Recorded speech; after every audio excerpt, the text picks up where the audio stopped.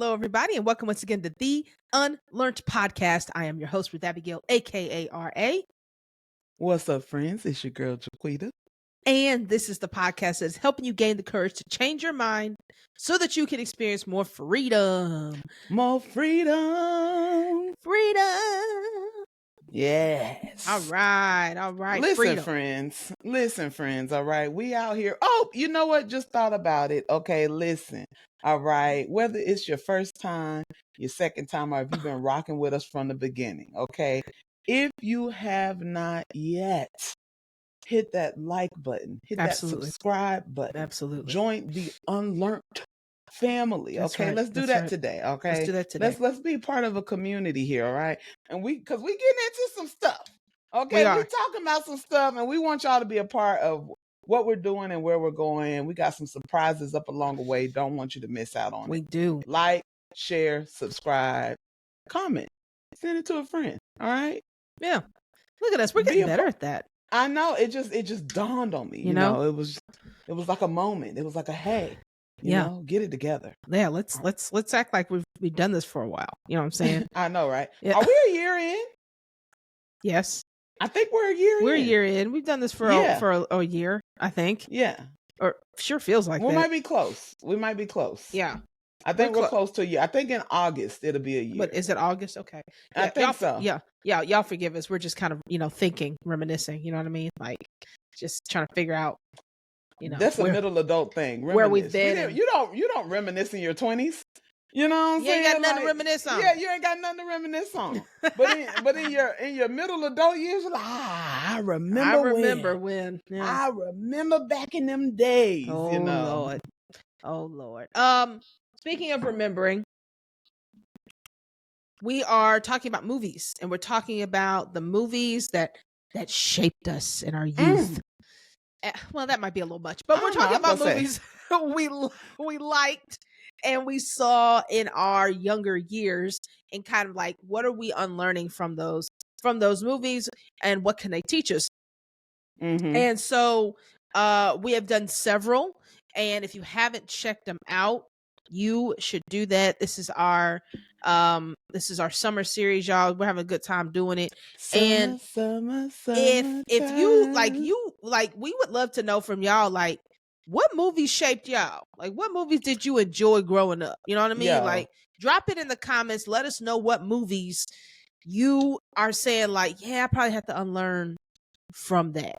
Listen, I think that's so important though, because the things that we watched, I mean, I think we all can like go through like the Disney franchise and like think through all the things. But like there were so many influences in your childhood that are still playing around. I think that's why people got so mad at Love and Basketball, because Sure. we allowed that movie to be a template for us. We did. For relationships. For love. Yes. And and I think that when we realized what life was really about, how relationships really work, and when we really found ourselves in these situations, we was like, yo, this is trash. Yeah, this is not it. All right. And I plan to unlearn all of this. That's and I think the movie that we're talking about today, I think, taught us so much about what needed to be unlearned in the workplace. Absolutely. No, right? Yeah, absolutely. Yeah. Now, all right, if you haven't guessed it by now, or if you just haven't even looked at the subtitle, because, it's written right there. It's right there. All right. All right. Today we're talking about The Devil Wears Prada. The Devil Wears Prada. Starring the Meryl Streep. Okay. And before we even get into this conversation, me and Ruth Abigail had a little tip for tat. I was going to bring it up. Go ahead. Because Quita would put this movie in the category of a classic, and I just disagree. It doesn't mean that I don't think it's a great movie, and I think it's loved by many. I don't think it's a classic. I don't see it in that category. I absolutely don't understand your life, your logic, your thinking. I don't understand none of that, because the Devil Wears Prada is in everybody. It's on everybody's list. Like, everybody has this movie somewhere in their top like 20 movies. I'm gonna tell you right now, it is nowhere. Nobody cares about your opinion. Nowhere near. Okay, everybody who doesn't like this movie. Okay, We need to know. Like this movie? We need to know. I need to know. Is Devil Wears Prada in your top 20? I need to know. We need to know. Listen, hit us up, okay? Is The Devil Wears Prada a classic? Like, if somebody told you could never watch that movie again, how would you feel? Totally fine. 100% okay. Because you're whack, okay? But the rest of us, absolutely not. First of all, we all rock with Meryl Streep. You know what I'm saying? She's a million other amazing movies. First of all, I'm not. No. We all rock with Meryl Streep. But I think this movie is the one where, I'm saying it like this, we the community was like, that girl good. Just it's all right with us. We listen. I don't care what you say. I care. Clearly not. You don't. And I care not, because I don't understand. I don't agree. I don't agree. And so we need to know. We're having this argument. You need to tell us which one of us is right. Is it a classic or no? Is it in your top 20 or no? I mean, I like the movie. I rewatched it for this podcast. I probably won't watch it again for several years. I'm not going to think about it. I got it on DVD. Okay. And I thought about trying to find somewhere to play it in order to do this podcast. But I was like, nah, let me go on and pay the little $3.99 on Amazon to watch it. Because where do you play DVDs at these days? Who has a DVD? Isn't it crazy how much the world changed? Like, at my mom's house, we still have a cabinet of VHS tapes. Yep. And it's like, you can't even do nothing with those no more. Nope. You can't. Anywho, Devil Wears Prada is such a, I told Ruth Abigail, I was like, this movie is just chock full of everything we like to talk about. That's very true. It's That's leadership, it's relationships, it's inner growth, it's transformation, it's all of the things. Yep. Very true. It's so we're going to talk about it, and we're going to kind of go through it. And so it is, I think it is a it is a very kind of all-encompassing depiction of what happens when your environment consumes you, and how do you manage transformation over time with yourself. Like, that there's that theme is just screaming in it, and it's housed in the workplace, and in this industry, this industry of fashion, that's just this like high stakes cutthroat industry. And it's like, it's just got all these different things. So within that, though, like any movie really, it's couched on the basis of relationships, and what relationships between different characters at different times. And so we're going to kind of highlight the themes around particular relationships and some of the things we can unlearn through their relational journey in the in the movie. So Quita, so for those of you who have not seen Devil Wears Prada, or have not seen it in a while, like myself, so it's about a young woman who wants to be a journalist, and she gets a job as an assistant at a fashion industry. She wants to it's a magazine at the fashion industry, and a fashion magazine. It's a magazine. So she wants to work for a publication. Her thing is, I just want to get in the door. I just want to get my foot in the door. So she goes into this fashion magazine, not really understanding the industry, not knowing who she's about to work for, who apparently is a really, really big deal. And she kind of goes in there with, and I identified with this quite a bit. She went in there the way I might have gone in there. I feel as though I would have been dressed very similarly, and probably not as bad, but like I would have been on that spectrum of wardrobe. If I had come into there, no, you wouldn't have, because it wouldn't have been that bad. I would have sensed it in the spirit. It wouldn't have been that bad. Okay, it wouldn't have been that bad, but it would not have been up to par. I wouldn't have been I wouldn't have been fashion ready, right? Like industry. Yeah. And she wasn't. That's not her style. That wasn't her thing. And she kind of walks into this world that she's unprepared for, about to work for this high-powered woman who is impossible And and this is how we begin. And so kind of watch her journey. Her name is Andrea, and watch her journey as an assistant, and kind of and watch her through that, learn more about herself, learn more about the industry, and kind of figure out what she really, really wants in life. And all this stuff happens. I think that first of all, it is the journey of the 20s wrapped up in a movie. It is the I'm going to discover myself. I have goals. I have ambitions. I have a plan. Right? She went in there with a plan. Hey, listen, I'm going to go up in here. I'm going to do this for a little year. Then I'm going to get to where I really want to be. That's right. You know what I'm saying? I'm going to shift right on up out of here. Yep. Okay. And I don't need to come in comfortable because I don't plan on staying. I don't plan on staying. Okay, because in the 20s, we always had a plan. Yeah. We, you know, in the 20s, I mean, how many times do we sit down and like, all right, I'm going to graduate at this age, then I'm going to get this job making this much money, then this is when I'm going to meet my husband, this is when I'm going to have my kids, I'm going to buy my first house, I'm going to da-da-da-da-da. That was her thinking. That was her line of thinking was, you know, this is part of my plan. And when you treat things, when you have a plan and you encounter something, you don't go in there respecting the opportunity because you're looking for the opportunity to serve you and not for you to serve it. That's correct. Absolutely. Absolutely. She had no intentions of adding value. Right? Yeah. Like she had no intentions of adding value. She had no intentions of really even caring about understanding. So there's a scene where she's going in, and Miranda, who is the her boss and the fashion mogul, she's preparing for a show. She's going over the different clothes that her designers had given her, and she was making comments on it, and they were trying to figure out what they were going to. And yes, holding the two belts, and she was saying how there were two basically, and I could identify with this. They weren't the same. I knew they weren't the same. They had different buckles. However, like the colors looked the same. It didn't look all that different. But Andrea, they were kind of going back and forth and over that decision of which belt, and she kind of chuckled. And Miranda looked and was like, "What's funny?" And she was like, "I mean, they're basically the same belt."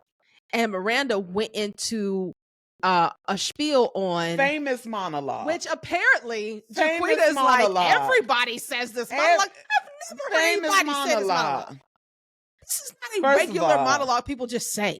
Everybody knows the monologue though. Like, and that has like, first of all, you know what I think this movie has shaped? And then I think we can start getting down into our breakdown, right?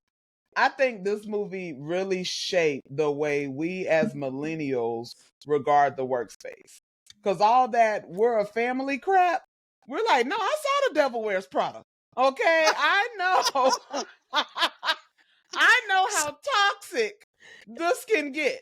So you're not going to fool me with the we're a family. Okay, that's hilarious. I don't want to work family. That's hilarious. Y'all not really for me. Did you have that in mind? Like, did you have The Devil Wears Prada in mind early in your work? In your work experiences? I really do think I did. I think we all saw Miranda and we were like, yeah, you know, as a leader, as a whatever, like I can't be her. Even if you were ambitious, you wanted to be kind of that boss babe.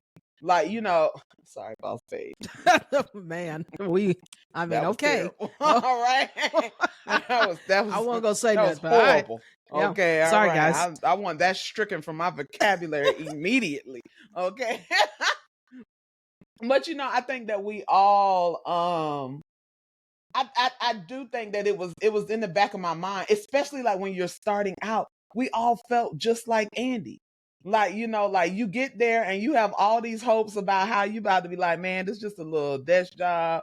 I'm a da-da-da-da-da. And then you get to the overwhelming part where you realize you don't know what you're doing. And I think that every time I transition into a new place, I feel just like Andy. Like, oh crap. I don't like when I was signing up for the position, I didn't really understand the role.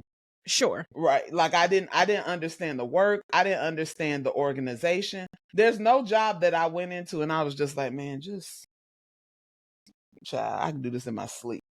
No. You know what I'm saying? Yeah. And I think that I do think about that. And I think it made me think about some deeper elements that I want to get into in a little bit. Well, all right, so let's get into it. So one of the most crucial relationships that we see, and let's just start with the obvious between Andy and Miranda, since this is the people we're talking about right now, right? Mm-hmm. So they have, this is what's interesting to me about that relationship. One of the things, and Queen and I were talking about this in our prep time for the podcast, like just one of the things that Andy had to come to grips with was the fact that she didn't understand what her ambition would bring out in her. Right? Mm-hmm. And I think something we have to unlearn is that ambition is not bad. Ambition isn't a bad thing. But like anything, anything, even a good quality has a shadow side. And so the ambitious quality about her brought out some things that she didn't expect. One of those was a level of vanity, right? Like she didn't realize how she would actually enjoy tapping into this world where people saw her a certain way, where her image was all of a sudden important. Right? And people responded to how she physically looked, to how she showed up in a room, all of that. She wasn't really checking for that before. That was not a part of her MO. But when she tasted it, she liked it. And she didn't realize that she would like it. And I think like whenever we're pursuing things, we have to be aware that the actual like pursuit itself is fine. There's nothing wrong with that. But just be aware that you're going to run into some things that you're going to taste that you might like that's not actually good. Well, I think what you really need to be aware of is that it was always inside of her. Like, and I think, you know, and going into different environments and opportunities, you have to be prepared. And I think this is something that you become well aware of as a middle adult. You have to be prepared for a level of exposure. Because any new place that you go into, it's going to take another layer off of the mask that you learned how to put on. Right? She had learned how to put on this nonchalant, I don't care about clothes, I don't care about how I show up because I'm a journalist. Right. You know, right, I'm down for the real, you know, I'm trying to get to the story and I have depth, you know, and that was a mask. Yeah. Because at the end of the day, when it comes to you may not care, ultimately, I don't think that she cared as deeply about what she was wearing. No. Right? But she did, like you said, care about what people thought of her, how they perceived her, the respect she got when she could throw around Miranda's name and just easily have things at her fingertips, easily have opportunities and access, right? That uncovered that layer of, oh, you're not as deep as you thought you was, boo. Right. Like you're not as as committed to this idea of just being this, of identifying as just a journalist. Right. No. Right? You're not super committed to that. And I think that it was necessary for her to realize that, or else she would have. A lot of times we set ourselves on courses that are one-dimensional. You know, I just want to be a journalist. Well, in your pursuit to be a journalist, you were about to lose your friends. Right. Your partner. Your life. Yeah. And I think it was necessary for her to see Miranda's life. Miranda constantly rising up the chain and getting all the respect and having all the not adoration, but respect, you know, and having all the access and all the things. But it was in the real moments when it was just her and Miranda. And I think this is why it's so important for young leaders to get connected to older leaders. Yeah. And you need to be able to see them behind the scenes. Yep. You need to be able to see them. The most powerful moments for Andy and Miranda was when Miranda was there, no makeup, in a robe, you know, sitting somewhere, and it was just the two of them. Yep.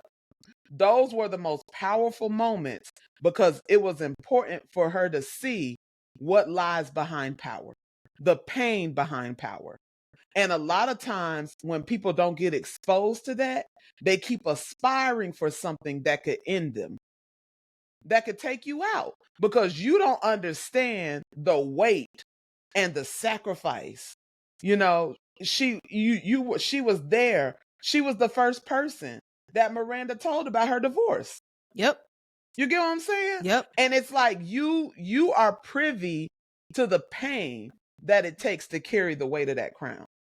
And the fact that, you know, and you're so I'm just gonna call you a green.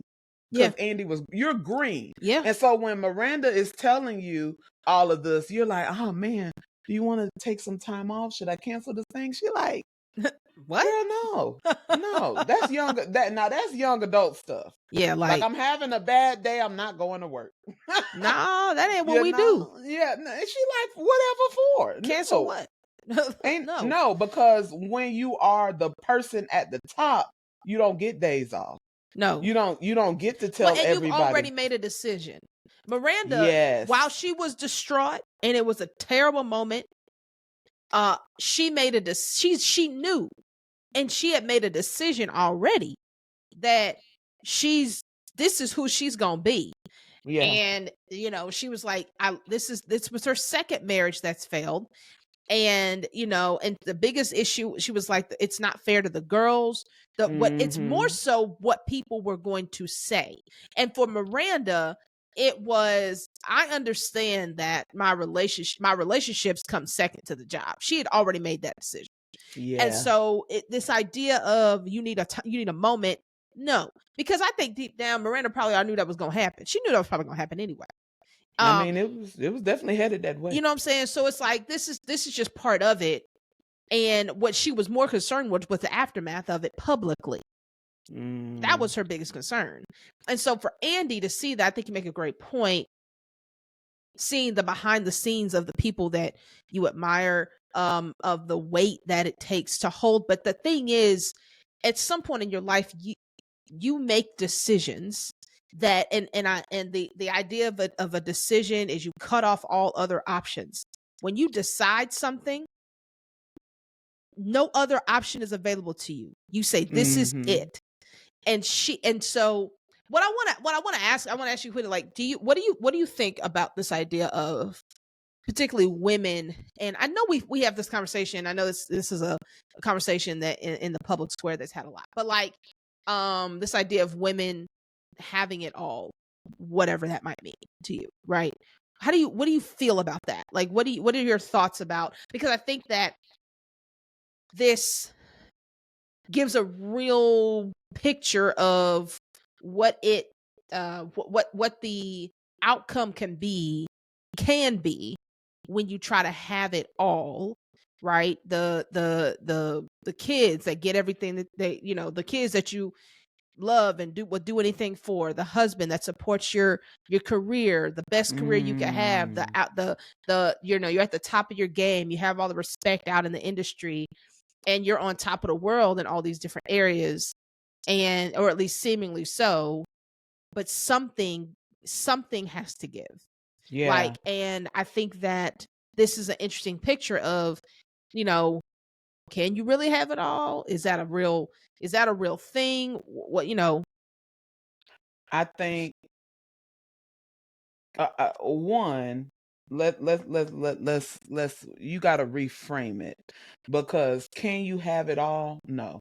Can you have all that matters? Maybe, but maybe not in the way that you think that it should go. You know, yeah. I think I'm thinking about myself in this moment, because as a single person, I think, you know, this idea, I had this mindset that, Jaquita, you're single, you have the time and the opportunity to go after things. And so I was pushing.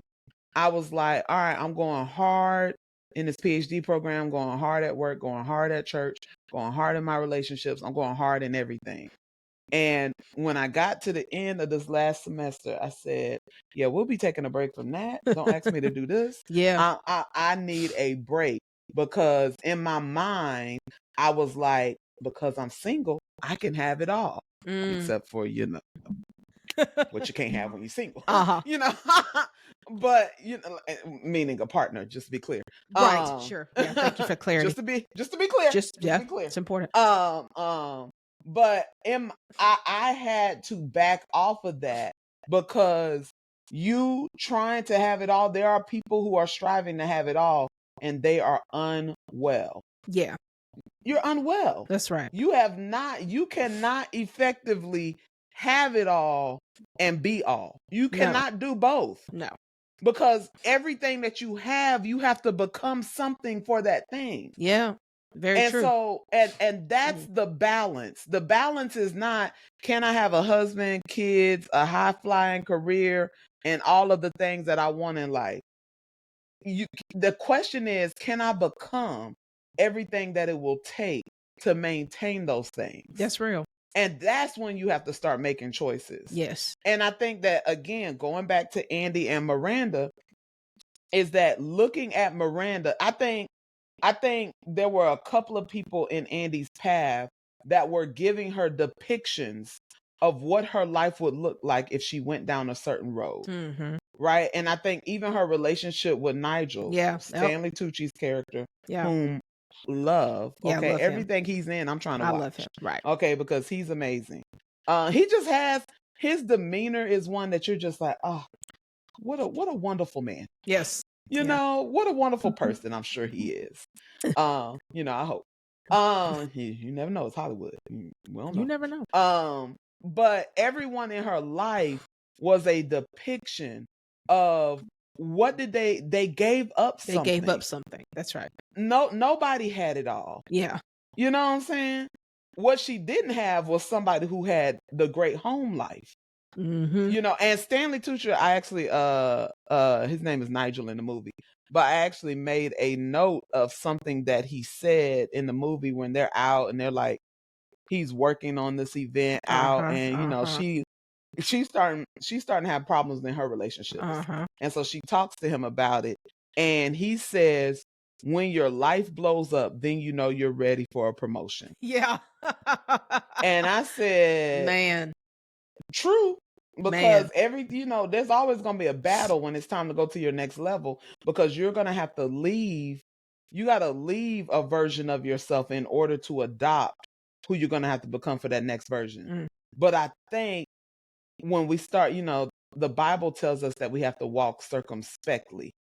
And that means, circum meaning around, spectly meaning look, look around, right? Like you need to walk while looking around and seeing what's happening. And the more you know, the more you should be able to apply wisdom and understanding to your next move.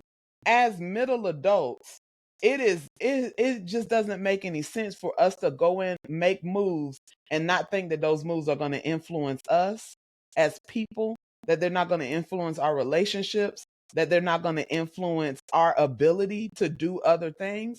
Like you are greatly impacted by the choices you make. So you should choose wisely. Again, Andy was in her 20s, just rolling out. I'm gonna try this job real quick. In your 30s, walk circumspectly. Yeah.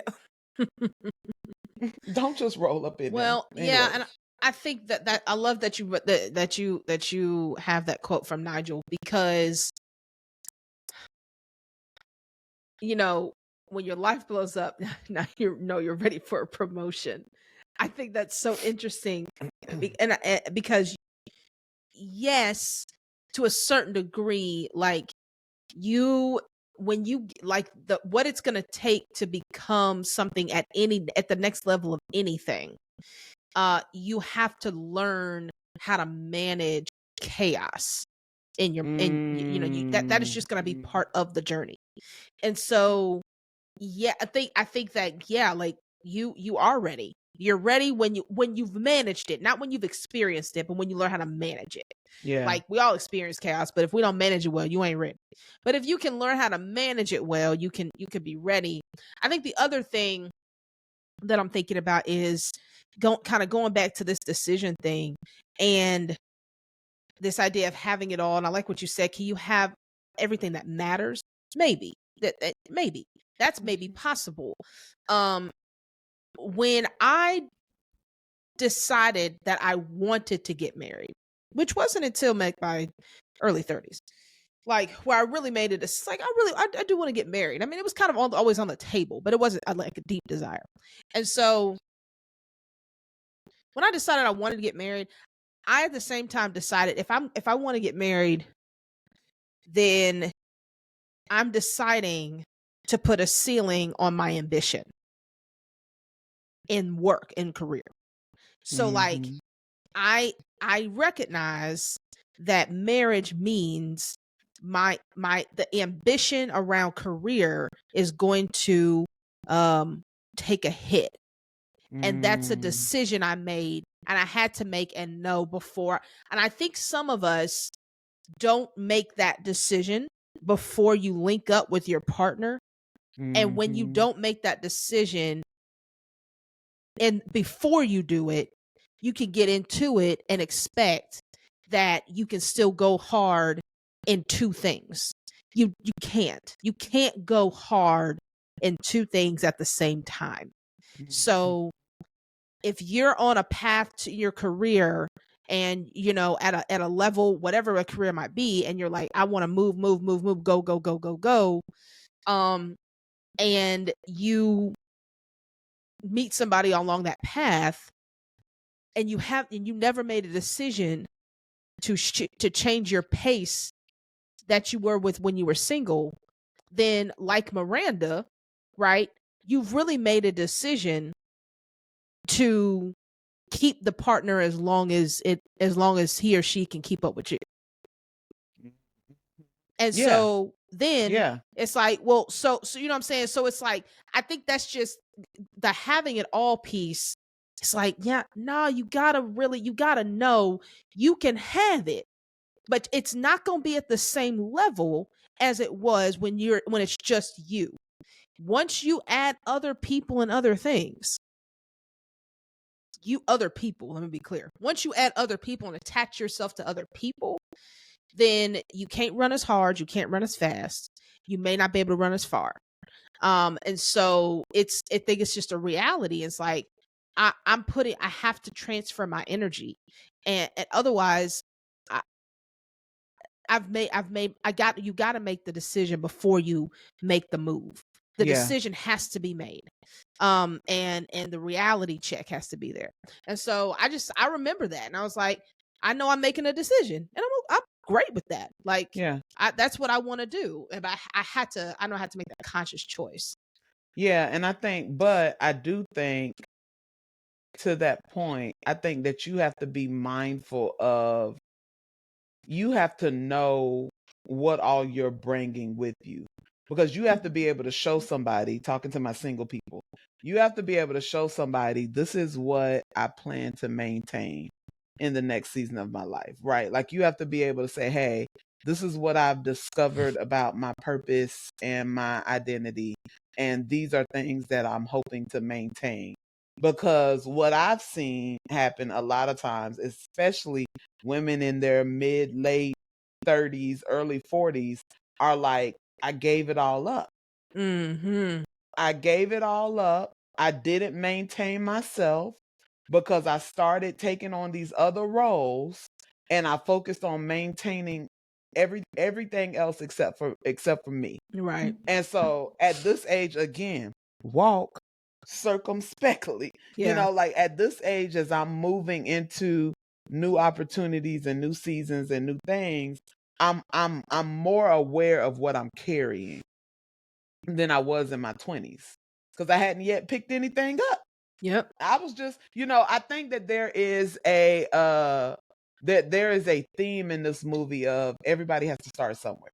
Like, you got to start somewhere. Yeah. And so like we are watching her starting place. Like, she's fresh out of school. She has this really young relationship, just young, wild, and free, in the beginning. And we're watching her learn how to carry something, how to carry the weight of a responsibility. And she doesn't yet know how to balance that with other parts of herself. Yeah. And so she lets it take over. Yeah. And so every time, that phone rings, she's like, oh, I'm sorry, I don't have a choice. Yep. When she was with her dad, oh, sorry, Dad, I don't have a choice. She with a man. Oh, sorry, I don't have a choice. Like, no, you're allowing yourself, and I think this is the point I made to Ruth Abigail, is that you are allowing your life to be shaped by your ambition and not your purpose. That's right. Because if your life is shaped by purpose, you find ways that other areas of purpose in your life connect to this thing. Right? And you allow yourself to allow it to mold you, but not in a way that disrupts what's happening in other areas of your life. Right. But when you are being shaped by ambition, you become single focused. That's right. Yeah. And you can't do that and it not impact other people around you. Mm-hmm. And I think we see that with her friends, her boyfriend, and just whether there's one there's a line where her boyfriend tells her, like, it's not, I'm not gonna get the line, this isn't a quote, but just he basically says, like, it's not about that you changed, it's just, I just want you to own that you've changed. Like, stop trying to pretend like you're the same person you were before. Yeah. And so I think one of the things that is important is to own your transformation. You're going to change. You're going to transform it as you move forward in whatever the thing is you're in. You will change for better or for worse. We all go through it, right? Yeah. You will be introduced to a different version of yourself depending on the opportunities, the moments, the season, the circumstance, whatever. You're going to be introduced to this person. You got to own it for better or for worse. Yeah. Because it's not until you own it that you can actually move towards the next shift. Yeah. If you don't own it, then you'll be essentially circling around a reality that you refuse to face. Yeah. And so that's, and I think that's what he was trying to tell her. Like, we all see the change. You have to own the change. And, that might mean that you lose me, that you lose your friends, but this is who you are now. Like, you have to own it. Right. And so that was his biggest frustration. And in that moment, she made a decision. She made a choice. She said, like, well, okay, maybe we need a little space then. I'm following my ambition. And I don't think that's a bad thing. I just think it's something that you have to own. Yeah. It's okay. Like, if that's your choice, that's your choice.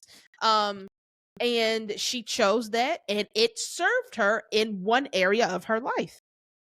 It propelled her forward in her career. It killed her relationship, but it propelled her forward in her career. When she made that decision of we need more space, I think she was also knowing, like, there are things, I'm encountering people and opportunities that can fill the space that you once were in. You get what I'm saying? Like, she didn't, because she left too easy. She wasn't like, let's sit, let's talk about it, let's think about it. She wasn't super distraught about it. She really was. She was like, hey, like, why don't we take a little break? Like, she, like, you know what I'm saying? Like, if, I'm not even going to speak that over you, but if someone were in like a serious committed relationship, right, and they were like, hey, you changed and it's impacting the relationship, you know what I'm saying? If you really want that relationship, right, but because she hadn't yet dealt with who she was becoming, right, it wasn't until she came to the moment where she was like, oh, I don't actually want to be the person that I was on the road to becoming. Exactly. That she could even go back to him. That's right. Because he did not fit where she was going. No. Them little grilled cheeses was only going to get him so far. Although that grilled cheese, I will say, I do think about that movie every time I make a grilled cheese sandwich. Really? This movie is just not that impactful. You don't believe in the movie. Okay, so I just didn't realize how impactful this movie was to people. To the rest of the world, yes. Well, I'm still not convinced of that, but no, he was not on the same path, and they were not going in the same direction. And I think you make a great point. Like, it wasn't until she saw herself and her potential future in Miranda that she said, that ain't what I want. That ain't what I want. But she had to get there. Yeah. It was when, because the entire time Miranda was surprisingly mentoring her. Yeah. Like, she didn't realize it, but Miranda was making decisions. Miranda saw something in her and said, I can mold that. I can get her to where I am. And she has the raw material that I can use to build another mini-me. Mini-me. Exactly. Right. And so Miranda was like, why don't you tell Emily she can't go to Paris? Right. Was it because Miranda didn't want to do it or couldn't do it? No. It was because I see something in you and I can use this moment, right, to mold something in you to get you to your next level. Yes. Right? And where did she end up going? She went to Paris, her next level. Yep. Right? I also think, just as a little bonus point, the relationship between Emily and Andy, the old assistant and the new one, like, you know, the number one and the number two, I think it is. I read in that a message to middle adults, because if Andy, I feel like Emily was still focused on herself. I gotta get to Paris. I gotta da da da da da. She was helping Andy along, but until middle adults realize that your role is no longer to be in the places and spaces and doing the things. Because she started, you know, Emily was over there facing real life. She like, oh, I forgot. Yeah, girl, we forget stuff in our middle adult years. Let that young adult do that work. Yeah. Okay? You have to learn how to pass the baton in a way that allows you. Emily was middle management. She was middle management. Yeah. You have to learn how to empower those new emerging professionals in a way that still secures your spot, but is still impacting and influencing who's coming behind you. Or you will lose your spot trying to be them. Well, you'll also lose your spot trying to impress people. And that's what Emily was. She was still trying to be impressive to Miranda and trying to, like, please Miranda and be impressed. And, like, you know, she has to see me do this. And what she didn't realize, and what the blessing of the ignorance of Andy was, what is the big deal? Like, we're doing this. It's not even like, we just have to. She realized how hard the job was, but the idea of impressing somebody, you know, like, Miranda wasn't looking for people to impress her. She was looking for people to perform. And what Emily was so concerned about was this. I want to impress her. I want her to see that I'm worthy. And Andy came in knowing she was worthy. Talk about it, Ruth. Talk about it. This is the difference. This is the difference. I'm seeing that. I am seeing that we, the middle adults, we are struggling with that, because, you know, we all had our own Andy stories and they didn't go as pretty sometimes. Right. You know, we were not as affirmed, or as, you know, no, people didn't move us along as Miranda was trying to move Andy along, you know. And I think I am watching as a lot of us have gotten hurt in the workplace. You know, like, we think about all the things that didn't happen the way that they should have. You know, from supervisors, from mentors in those places.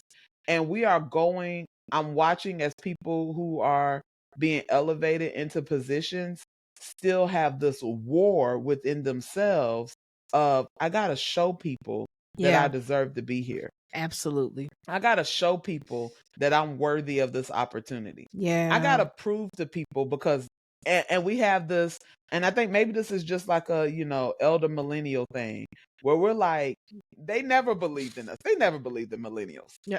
They thought we were the throwaway generation. They really did. They was like, these kids is terrible. They did. Ever since, I mean, and now they kind of doing it to Gen Z, but I see them starting to like respect them a little bit. And I'm like, you never respected us. We never got no respect. But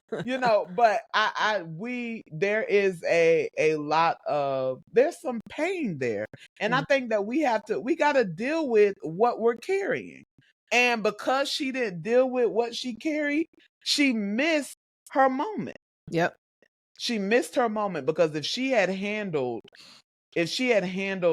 Andy differently, if she had seen her as an opportunity of, I can be valuable in this place because I can be the developer. I can be the person that develops the new talent. Yes. I can be the person that maintains the longevity of our team. Yeah. I can be that person. And until you have to shift out of the I need, I want era to the I serve era. Yes. And until you get to the place of service, you're going to lose your spot. Because these young whippersnappers, they can do it better than you. Well, they can do, I'm about to say, they are doers and they can do it better. And I think the thing, and I think this is something that I hear, I've heard, and I, from a lot of people, either directly or indirectly, it's this glorification of doing. I do so much. You don't see how much I do. I ought to be paid for more because I do XYZ. And the reality is, doing is not impressive. Here's the reality is, and most people can do what you can do. Yeah. That's just the truth. And or most I people can teach them. I'm quite about to quickly. say, or you can learn how to do it, right? Or somebody can teach somebody else how to do it. For sure. Doing is actually the lowest level of value add in an organization. You doing more doesn't prove that you're worth more. Man, wait a minute. Say that, because I thought of 3 people right now I want to send that to. Say that, because it's people, you trying to get promotions, you trying to get to your next level. You're like, I need to be in this new spot. Right. And so what do? You say, hey, give me more responsibility. I'm going to do more. I'm going to do more. Okay. Add to my list. Yes. And you know what your employer is thinking? They thinking like, Miranda. Great. Yeah. Cool. All right. Here you go. Awesome. Go do that. We'll put this in the other duties as, you know what I'm saying? Like, thank you.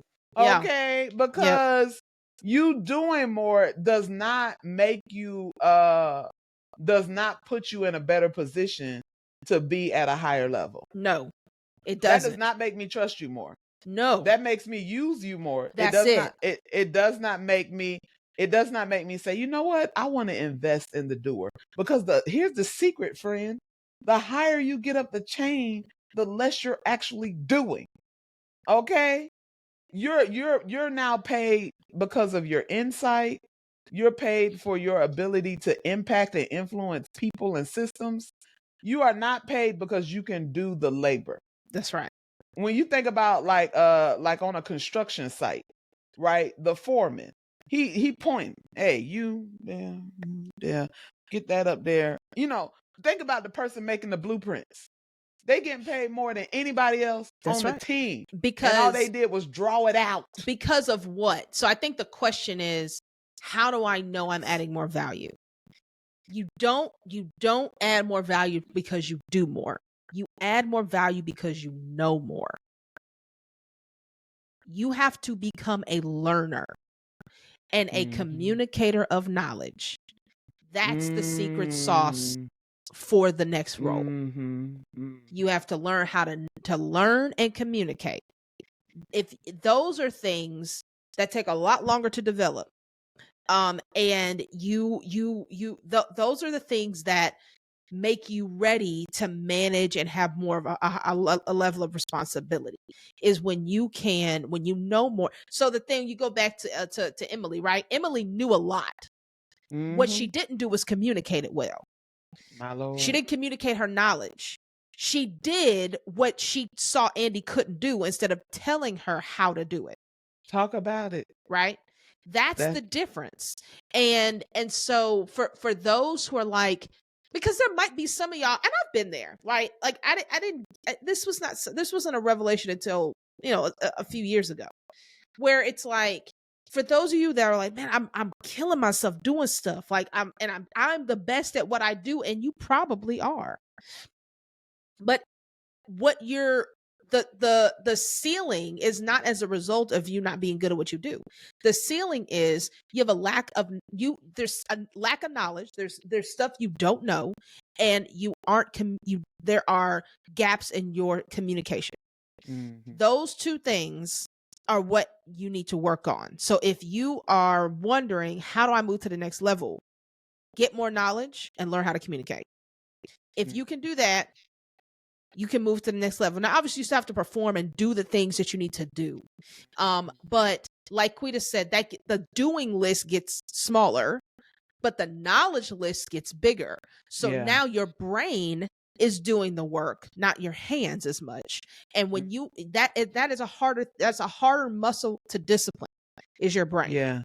And so so when people see that you can discipline your mind to understand, to move, to attain knowledge and then communicate it out in a way that's going to impact other people around you and multiply the impact because of what you know and how you communicate, then you can go to the next level. That's when your influence grows. And so I think that was Emily's mistake. Like you're doing too much, man. Everything she does, you can't do it. Oh, just let me give it to me. Give it to me. Give it to me. Mm-hmm. And Emily was. Let me just say this real quick. What Andy did was she learned. She learned and she understood. Okay, so what is it gonna take for me to get this book? Okay, so now I got the book. So that must mean I'm doing something right. Yeah, you know what I'm saying? Like there were notches in her learning that shifted. That, and I think we realized when she brought her to the function where she had to meet all these people, and Andy did her homework. She was like, that's who that is. And she showed her, I'm learning. It's not just about doing. I'm learning. And I think Andy took a weight off. Like she started, and let me tell you something. In the last position that I had, in the position I'm in now, I don't lead nobody. I kind of miss it. Right. But in the last position that I had, the reason why I prized my team was because they carried the weight of their position so well that I was then able to go in and create a vision for how we could go further and higher and do things better and be more efficient. And I was able to counsel and mentor, because that's what we're looking for. Yes. We're looking for people who are going to take their role and take the weight of it and move it. Yes. And then allow us to impact what they're moving. There it is. That's versus, right. This is not, listen. Now, were there times where I had to say, okay, listen, we're going to carry this together? Yes. There were times where, because I'm that type of leader where I'm like, all right, listen, I'm with you. We in the trenches. Let's roll. Right. But the best times was watching them say, you know what, I'm going to try this, because I think I'm understanding how this works now. So I know how to move and navigate this thing to make it better, because I didn't teach them how to be good at their jobs. I taught them how to be good thinkers and good problem solvers. Right. And so now you can go, you know what I'm saying? If you are in campus programming, you're not trying to stay in that forever. No, I told my programmers, I said, there's a time limit to this. Nobody programs for life. No. It's too tiring. It's too hard on the body. Yeah, for real. Hey, nobody's a youth leader for life. It's like the life cycle of a youth person who works directly with young people is 18 months. Like it's not even a full 2 years. 18 months is crazy. It is. And so it's not even a full 2 years. 2 years is a gift. 3 is a freaking miracle. right? Yeah. And because it is hard. But I like what you said. You got to teach people how to think. And I think that, but I just to dispel, one of the things I try to tell my team, is it is more valuable to me for you I need you to become decision makers. I need you to know enough to make a decision I don't have to make. That is valuable to me, right? It's not doing more stuff. It's doing things. The doing is all, like hey, you doing more stuff is that's more just work part of for your me. that's really just part of your job. I expect you to do this stuff. I don't like, that's part of the job description. You should be doing it. That's not impressive. What's impressive is to the result. If the result is beyond what I'm expecting, I'm asking you, what did you do to get that result? And the knowledge that you have to now move at a pace that is actually outpacing my direction. Yes. You don't need it. Yeah. Go. Right? Yeah. That shows me that you've learned something more than I'm doing this, I'm doing this, I'm doing this, I'm doing that. That's great. I love that. Thank you.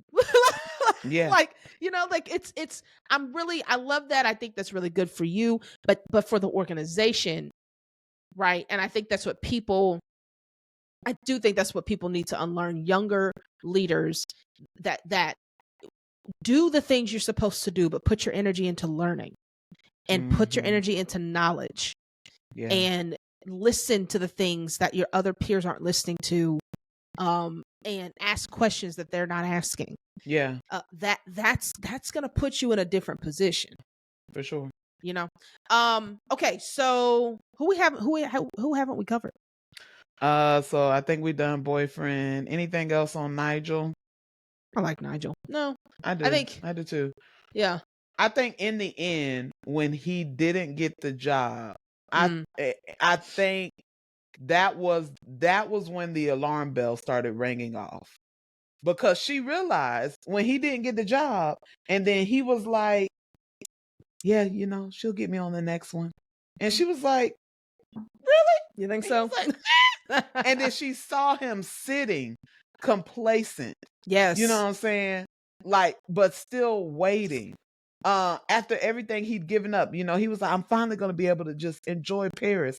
Like, bro, you've been in this world how long? Yeah. You come to Paris every year. Yeah. And they work you. You know what I'm saying? And I think there's just so many examples. But Nigel was also a transformative figure in her life. And you need people. I will say one thing I was mad about in the movie. Okay. In the end, when she, is interviewing with the Chicago Tribune or something like that. Anyway, she back in her old clothes. Right. And I'm like, absolutely not. Oh Lord. Absolutely not. Oh, all right. Lord. You supposed to eat the meat and spit out the bone. Jaquita. Okay. You was looking good. You don't go back and be like, but this is who I really am. No, ma'am. But also, weren't those clothes not hers, though? Now that I'm thinking about it, didn't she get them from... She gave them to Emily. Oh, she that's gave right. all her stuff that's to right. Emily. That's right. That's right. Yeah. She did. That's right. No. Oh, yeah, and that was a choice. And it was like, girl, no. Eat the meat, spit out the bone. You were supposed to keep a little bit of fashion. Meet me halfway. Yeah. You know what I'm saying? Meet me halfway. Yeah. Well, no. All right. Well, okay. With that, I'm sorry. Did I interrupt you? No, you good. So with that, I do think that this other relationship that we haven't said directly is this relationship with old Andy and new Andy. Right.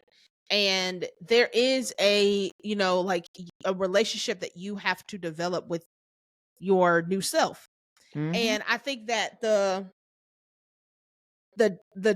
interesting part about old Andy and new Andy is the thread of the values that you carry across your transformation, and ensuring that the values that you have remain in every shift of every part of your person that's revealed in different seasons of your life. You're continuing to discover you're continuing to uncover who you are.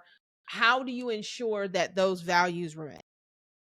And I think it's an important question to ask, so that you don't lose yourself, right, through your transformation. You don't transform into 10 different people. You just transform more into who you really are. And the through line of that has to be your value system. So I think the first thing you got to do is you got to know what they are. You got to know your values to begin with, right? Yeah. I think it's also important that you keep people close to you who reflect those values. Make sure that your community reflects the values that you really have. I think you also need to ask for feedback from that community. Yeah. You know what I'm was saying? giving out gifts, and they were, I think also, when they started talking, but they didn't start talking until she was too deep in. Exactly. You need people who walk currently exactly. with you. It wasn't until she was, squirreled up with another man at the art show that her best friend was like, I don't recognize Hold on, you. who are you? Yeah, right. like, girl, wait a minute. You saw that when I gave you that bag. Because you didn't see, and also you accepted that bag with open arms. You were more than happy for me to be in the position I was at this, and so it's like, I ain't gonna lie, I'd have took that bag. Of course you take the bag. You take the bag. You take also the bag. tell her off. You do both. Yeah, you be like, hey, give me that bag. Give now me the listen, bag. you're changing. Hey, yeah. All right? Something's not right. But it's a nice bag. They got some more of these. I appreciate now that. keep nice. getting these bags. Yeah, bring that back. All right, bring me a few Even more. I'd have took that bag. That was a nice bag. It was a nice bag. Shoot. But you do. You need feedback from your community, because you won't know. You have blind spots, so you need people that are gonna expose your blind spots, right? Yeah. And then when they give you that feedback, like, accept it, don't reject it. And then I think the last thing that is important is, and this is something I don't know, I feel like I've done this, is like, keep some of the same activities that you used to do in your life. Like, I actually I heard this in a podcast. I forgot who it was, but somebody who's kind of risen in the ranks very high. If I said the name, you'd know it if I remembered it. But like, it was like, how do you stay humble? And one of the things he said was, when I come home from my traveling, and I'm speaking to thousands of people, and I'm known, and I go on these private jets, and I do all this stuff, and when I come home, I cut my own grass. Right? It's like, do something the same. Don't change everything about what you do when you get to your next level, because you got to remain grounded somehow, right? Yeah. Or I do the dishes.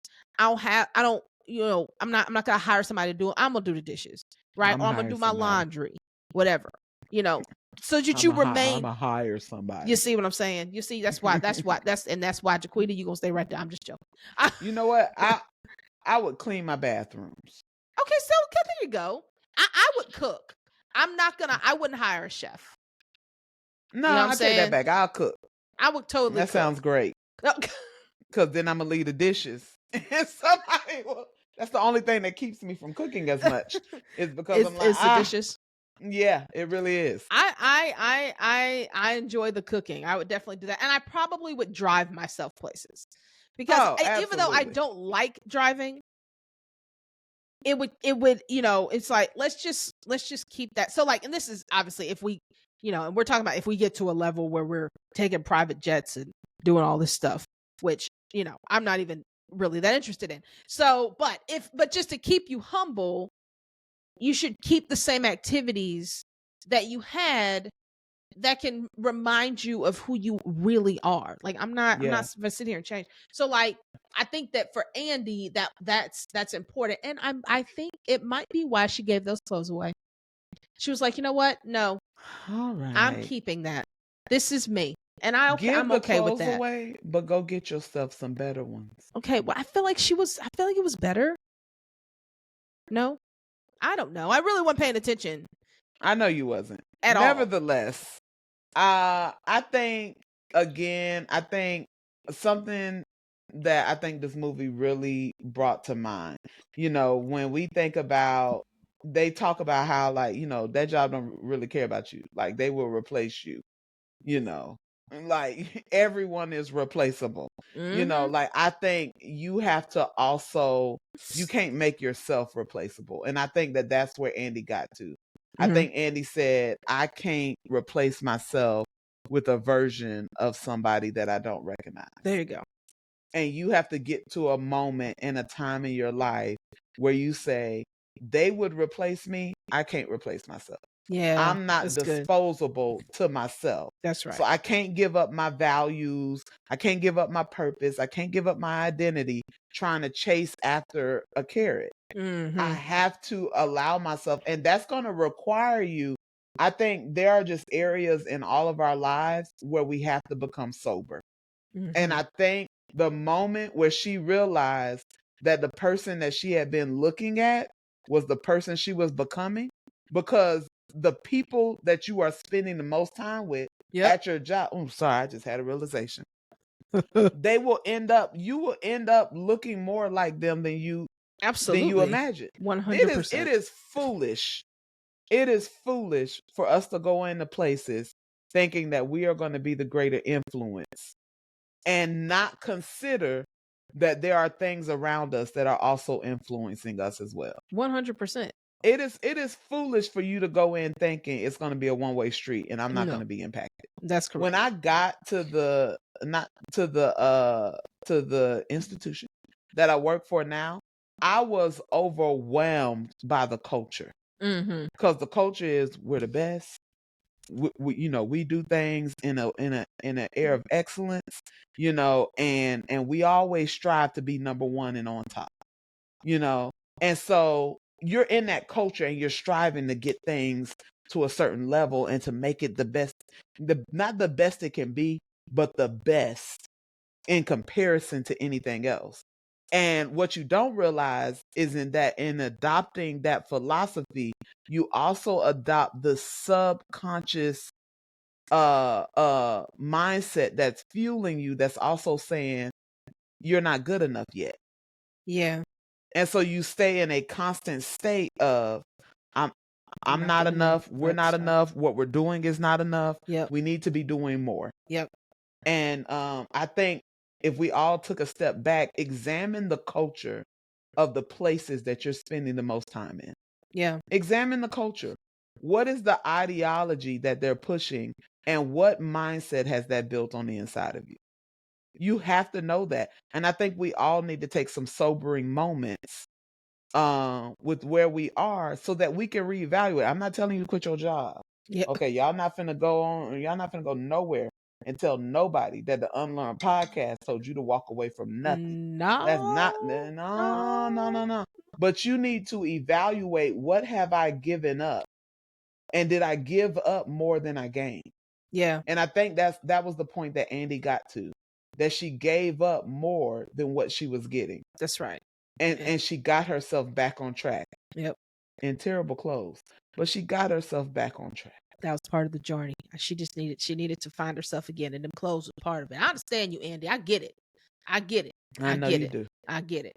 All right, folks. Well, there you have it. Devil Wears Prada. A classic to some, not to me. A classic to all. But what in the world? But a great movie, and with lots to learn from. So there you have it. Listen, I got another challenge. If you are in the Ruth Abigail camp and you say A Devil Wears Prada is not a classic, which probably two of y'all at most. Stop. Tell us what movie supersedes it as a classic. Wait, don't say that, because there's a ton of movies that supersede it as a classic. Tell me, what would you put in its place? In Devil Wears Prada? What would you put in that place? In that genre, in that type of movie, what would you put in its place? What genre is this? I mean, just in like the themes of the movie. I don't want you to answer it. Oh, okay. I'm sitting there like, don't nobody. So y'all let us know in the comments, okay? If you are of the persuasion that it's not a classic, what have you put in its place? There we go. So that I can judge it. Great. Don't let Jaquita deter y'all. Tell the truth. All right, y'all. Thank y'all again for listening once again to this episode. We are going to continue this series, so check us out next week. And until then, let's keep unlearning together so that we can experience more freedom. Peace.